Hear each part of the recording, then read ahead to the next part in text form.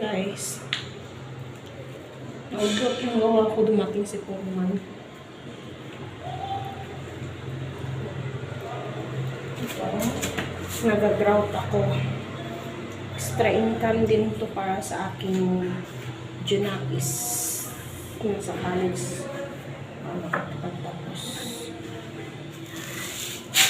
Ayan guys, hindi pa ako gaano biyasa, pero ang totoo naman ito ko, wala naman ako sige sa gusto yung kasi ito.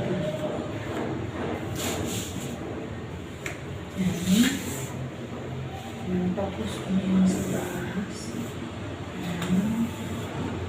Hindi siya kabilis. Nakakangawit din.